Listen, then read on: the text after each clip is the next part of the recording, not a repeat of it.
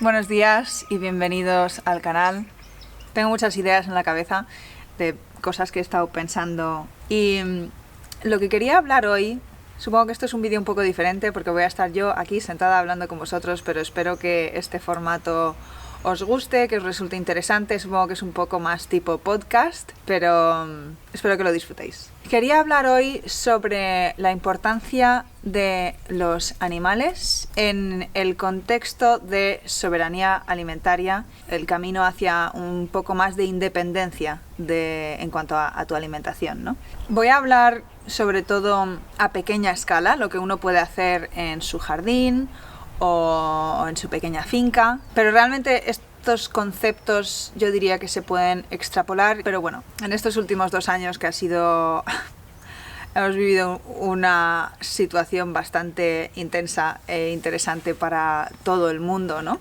Y se han visto muchos problemas en cuanto a suministros de alimentos y todo esto. En resumen, esta situación veo que ha hecho que mucha gente se quiera mudar al campo. Para eso, tener un poco más de autosuficiencia y no depender 100% del sistema que te abastece y del que dependes cuando vives en una ciudad. Que hay cosas que se pueden hacer para que no tengas tanta dependencia y ser un poco más autosuficiente incluso viviendo en una ciudad, pero bueno, no es eso sobre lo que quiero hablar hoy. Me voy a centrar más en lo que es la gente que ha empezado a producir sus propios alimentos en una finca medianamente pequeña o en su jardín. Quiero hablar de la importancia de tener animales en ese contexto, como una estrategia o como una herramienta para ser más soberano en cuanto a tu alimentación. Lo estaba pensando el otro día porque estaba sembrando las habas y las habas son leguminosas y las leguminosas pues son muy buenas para el suelo porque fijan nitrógeno. Las leguminosas además son una fuente de proteína. Las legumbres, que son todas leguminosas, son fuente de proteína. Y es una proteína que nosotros podemos cultivar en nuestra huerta para tener un aporte de proteína en nuestra dieta. Bien, pues yo estaba ahí sembrando mis habas y realmente pensando, yo de todas las plantas que planto en la huerta, que sean leguminosas y que me aporten proteína, hay muy pocas. Guisantes, habas, judías verdes que no acaban de salirme bien, o sea que tampoco, poco más. Y realmente tanto habas como guisantes a mí me gusta consumirlas en crudo, con lo cual no es algo que yo conserve para comer a lo largo de todo el año, lo como en las pocas semanas o meses que estos cultivos tienen el fruto verde y tierno y que yo me lo quiera comer, ¿no? Pero realmente lo que producimos, la gran mayoría de las personas que tenemos huerta a pequeña escala, son hidratos de carbono, azúcares, que tienen todos los frutos en mayor o menor medida, o en forma de almidón, como sería la patata o el boniato, un poco la calabaza, y luego una gran cantidad de vitaminas y minerales que están en todos estos frutos, además de las verduras de hoja y todas estas cosas. Pero en nuestra dieta, aparte de energía, que es lo que nos aportan los hidratos de carbono, necesitamos también proteína y grasa. Pero ¿cómo producimos proteína y grasa en un espacio reducido, en una finca pequeña, así a nivel de autoconsumo, ¿no? Pues proteína tenemos las leguminosas, ¿no? Que bueno, realmente las leguminosas, como no tengas una extensión relativamente grande para producir una cantidad decente de lentejas, garbanzos, judías secas, habas, realmente la cantidad de proteína que produces en una huerta, digamos, relativamente pequeña, como la mía, por ejemplo, la cantidad de proteína que produces es bastante poca. Con lo cual nuestra capacidad de producir proteína es bastante limitada. Proteína vegetal, aparte de que la proteína vegetal está menos biodisponible que, por ejemplo, proteína animal. Pero bueno, esa es otra historia. En cualquier caso, digamos, en cuanto a gramos de proteína o kilos de proteína que puedes producir en una huerta pequeña, es poco. Desde luego, no es suficiente para una familia. Luego, grasa.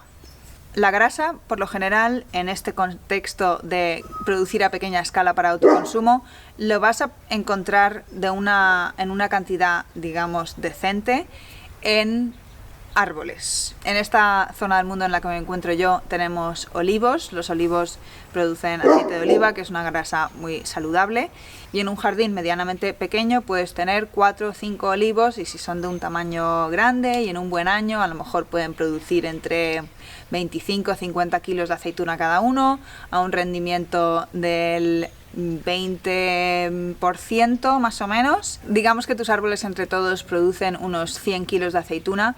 De ahí vas a sacar el 20% de eso va a ser aceite, con lo cual vas a sacar unos 20 kilos de aceite, que sería un poquito menos de 20 litros de aceite. Podrías tener más olivos y producir más, pero bueno, en definitiva, la grasa la podrías obtener de árboles. Requieren bastante espacio, requiere el trabajo de extraer la grasa de ese fruto. En otros climas a lo mejor podrías tener aguacate, aceite de aguacate, o podrías a lo mejor en un clima más tropical tener cocos y tener así aceite de coco. Bien. Esas son las opciones que yo veo para proteína y grasa de origen vegetal. Como veis, está bastante limitado. Necesitas bastante espacio para producir bastante proteína vegetal y necesitas bastante espacio también para producir grasa vegetal de árboles, ¿no? En el reino vegetal, en definitiva, depende mucho de las condiciones climáticas, y también te puedes encontrar en un clima en el que realmente no puedes producir este tipo de cosas.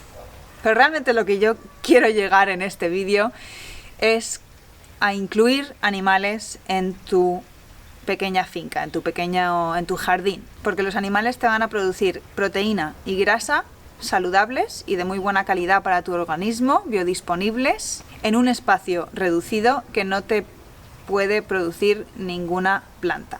Y no dependes tanto de las condiciones climáticas. Pero bueno, a lo que quiero llegar es que una vez incluyes animales, tu abastecimiento de proteína y grasa está mucho más asegurado. Para mí, tener animales y saber cuidar de mis animales y saber aprovechar los recursos que me pueden proporcionar estos animales, tanto en vida como ya muerto, en forma de carne, a mí me transmite una seguridad que si solo tuviera huerta no tendría.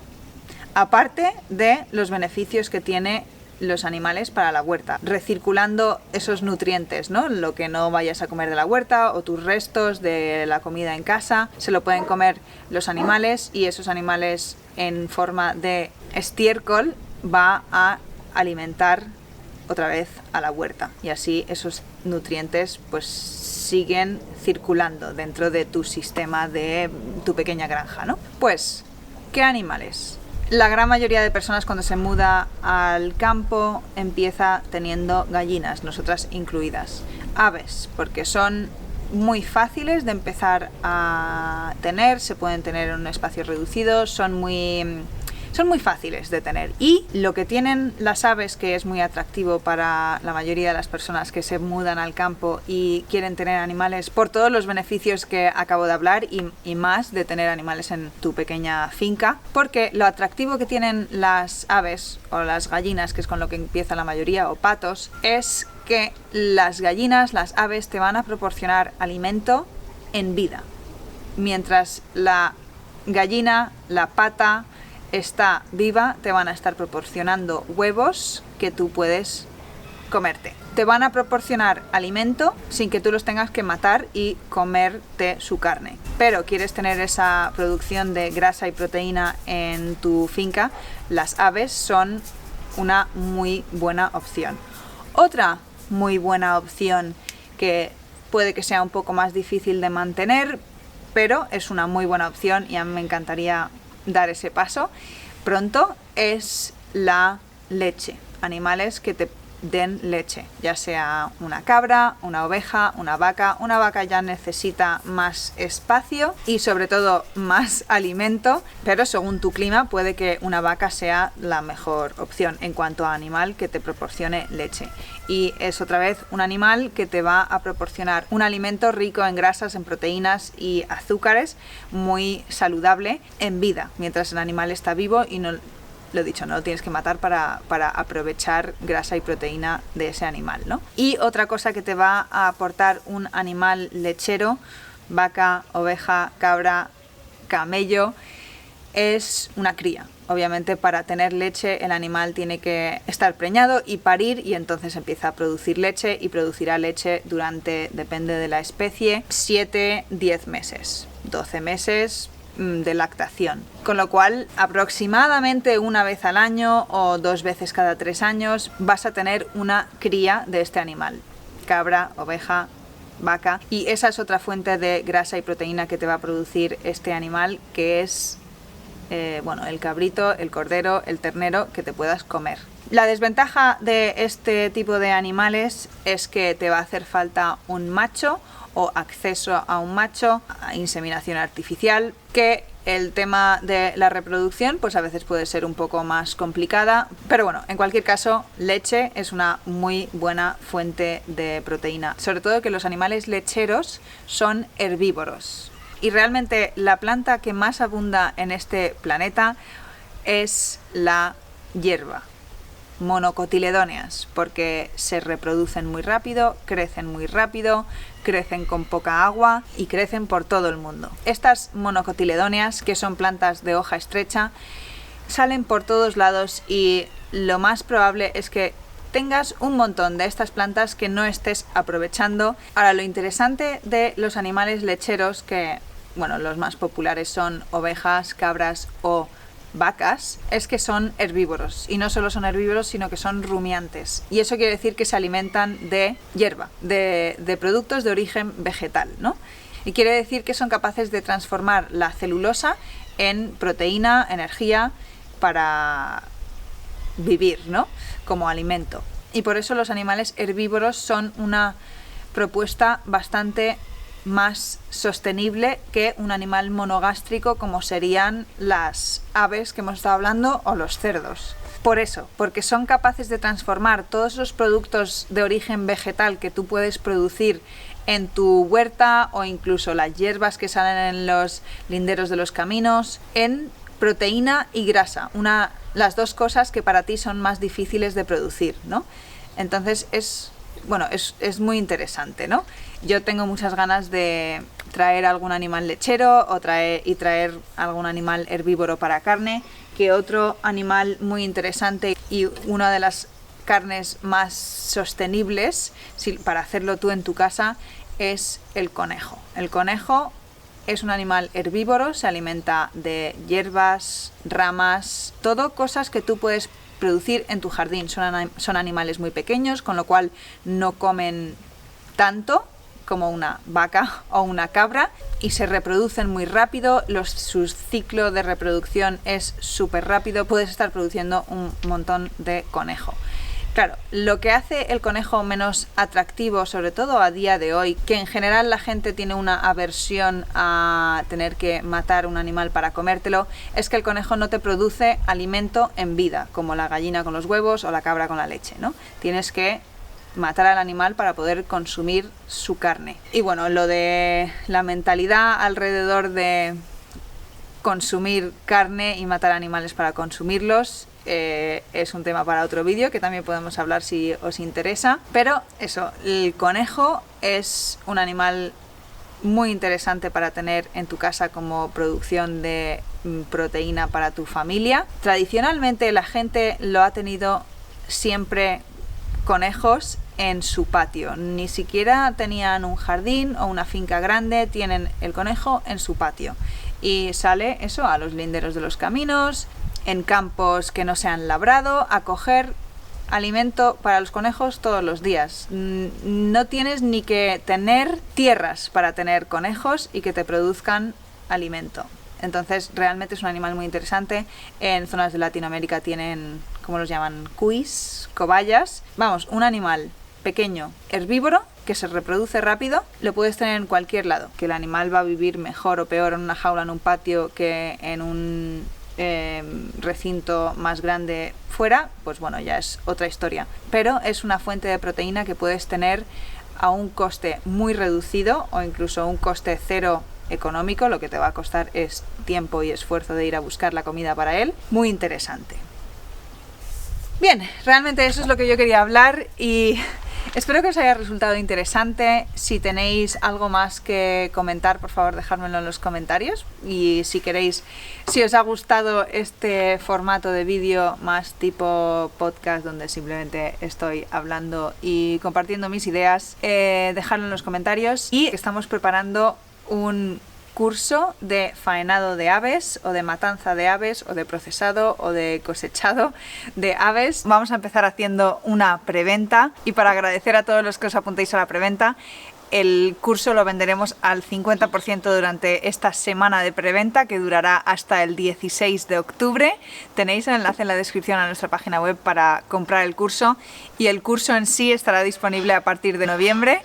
Espero que todos los que hayáis sentido alguna vez que esto es algo que queréis aprender o que es un conocimiento que queréis adquirir, os apuntéis al curso porque vamos a concentrar en este curso todo lo que hemos aprendido sobre la matanza de aves en los últimos 10 años y realmente es algo que a mí me apasiona mucho y eso, espero poder transmitiros toda la información práctica, además de poder transmitiros el apoyo necesario para poder hacer esto porque, bueno, pues puede ser duro al principio. Bueno, sé que es un tema que a muchos no les interesa, entiendo que hablar de esto y sobre todo promocionar este curso es algo que puede hacer que mucha gente deje de seguir nuestro canal porque causa mucha polémica, pero sinceramente es una cosa que a mí me resulta muy importante. Es una habilidad que a mí me ha hecho sentirme mucho más cómoda e independiente en cuanto a mi soberanía alimentaria. Llevamos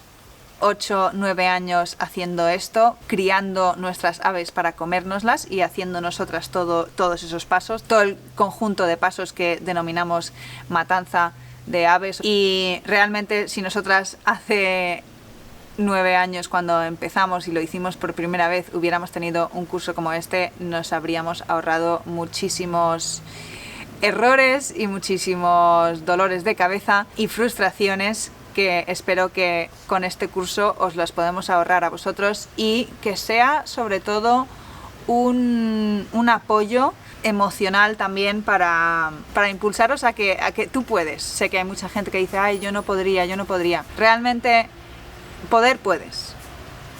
Otra cosa es que quieras o no quieras. Pero si es algo que quieres hacer, estamos ahí para apoyarte y para enseñarte todo lo que hemos aprendido nosotras en los últimos años. Y eso, espero que eso sea algo que os interese. Espero que hayáis disfrutado del vídeo. Dejadme lo que pensáis en los comentarios y hasta la próxima.